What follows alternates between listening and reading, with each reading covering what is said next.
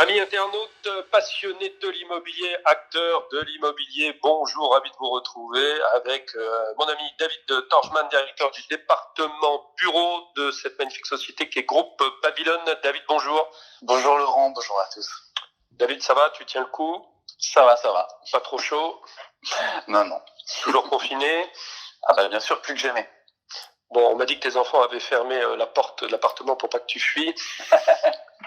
Alors, David, la dernière fois, on avait poussé un petit coup de gueule sur la communication, on va dire des acteurs de l'immobilier. On y participe tous à cette communication. On essaie, nous, modestement, de donner un discours un petit peu plus réaliste et non pas de déni. Et puis, récemment sont tombés les chiffres du volume d'investissement à Paris, enfin sur l'Île-de-France plus exactement, et la demande placée. Et tu m'as appelé, tu m'as dit c'est quand même invraisemblable parce que Immostat, qui est un GIE, qui rassemble les majors, je dirais, du secteur, communique sur des volumes d'investissement et de demandes placées. Alors déjà, est-ce que tu peux nous faire un petit récap sur ce qu'est une demande placée et sur le fait que ça t'a un peu remué et t'as trouvé ça invraisemblable de communiquer sur ces chiffres sans accompagner de réserve dans le contexte que nous vivons. Ouais. Bon, alors déjà, la demande placée, c'est quoi? C'est la demande qui est installée et qui a pris à bail de nouveaux bureaux. Ça, c'est la demande placée, pour faire très simple. Concernant la communication, c'est vrai que moi, ce qui m'a un petit peu interpellé, c'est finalement de voir que les chiffres qui étaient présentés sont quand même plutôt altérés. Bon, déjà, on sait que le GIE Immostat regroupe un certain nombre de grands acteurs. C'est une très bonne chose. Simplement, il faut bien voir que dans cette analyse, l'ensemble des transactions réalisées ne sont pas forcément toujours analysées. Et on sait en plus que dans les chiffres Immostat, le segment 0,000 m² n'est pas complètement bien représenté. Ça, c'est une donnée qui est importante. Et après, il y a un autre élément qui était analysé, c'est que la partie notamment investissement qui était traitée fait quand même référence à des transactions qui ont été initiées il y a de nombreux mois. Donc ce qui est réalisé aujourd'hui ou lors des dernières semaines sont des deals qui ont été amorcés parfois à la fin du premier, au début du deuxième trimestre 2019. Donc on ne peut pas se réjouir de ces chiffres, puisque très clairement, ce sont des deals qui sont anciens, bien antérieurs à ce qui s'est passé. Puis après, il y a un autre élément qui est fondamental, c'est la partie demande placée. Il faut quand même se rappeler qu'elle a baissé de plus de 30% par rapport à l'année de -1. Et en effet, la demande placée du premier trimestre, elle n'a pas démarré au 15 mars, elle a démarré au 1er janvier. Donc on voyait bien déjà qu'il y avait malheureusement un marché qui se tassait et qui était dans la continuité des 2 derniers exercices. Et que en fait cet épisode Covid malheureusement ne fait que confirmer ce que l'on craignait déjà, c'est un ralentissement du marché, un ralentissement de la demande placée.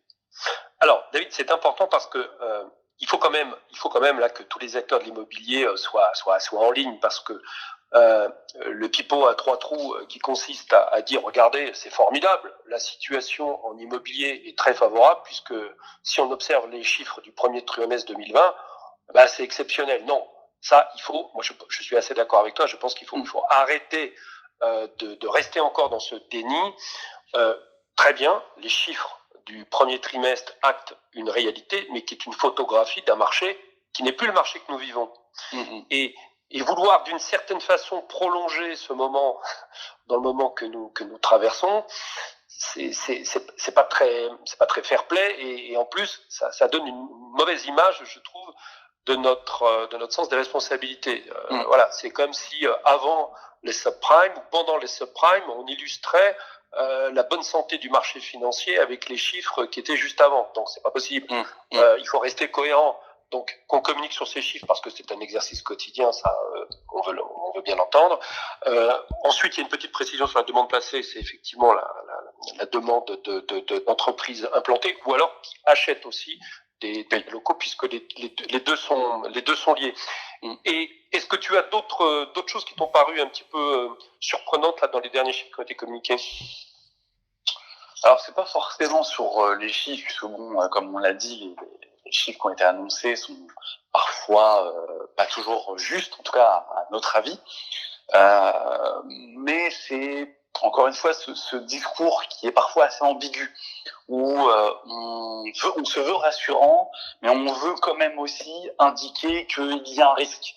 Non, le risque, il est réel. Aujourd'hui, on peut pas constamment dire que le marché de l'immobilier se porte bien parce qu'on a des bons fondamentaux. Enfin, le marché de l'immobilier se porte bien, ok, mais il faut bien comprendre que pour louer des bureaux ou les vendre, il faut quand même des entreprises qui se portent bien et qui peuvent supporter des loyers. On était sur un marché qui était relativement haut. On a des entreprises qui en ce moment même souffrent parce que malheureusement, elles ont perdu une part importante de leur activité et un chiffre d'affaires qui se rapproche de zéro. Et le marché n'est pas constitué que par des excellents et des très grands groupes. Près de 45% des emplois en France sont quand même logés chez les PME, les TPE, les ETI. Donc c'est aussi le fondement même de cette économie.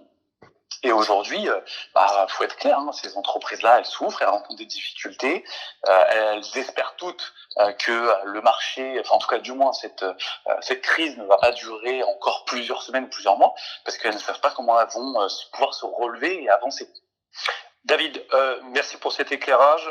Il est important. Donc, ce que nous disons à nos amis internautes et à nos clients, c'est attention aux chiffres qui vous sont communiqués, parce qu'ils n'illustrent pas toujours, et là c'est le cas, le marché dans lequel nous sommes. Ça, c'est le premier point. Deuxième sujet, si vous voulez anticiper vos réalités immobilières, vous devez vous intéresser à l'économie générale, parce que c'est celle-là qui va contraindre vos locataires et donc vos cash flows, c'est fondamental. Donc il faut revenir à cette exigence forte, sinon on ne peut pas comprendre. Et puis, dernier point, même si des corrections de valeur doivent intervenir, il faut quand même rassurer les gens. Nous étions en haut de cycle, donc des corrections sur des valeurs très très hautes, c'est quand même moins grave que des corrections sur des valeurs faibles.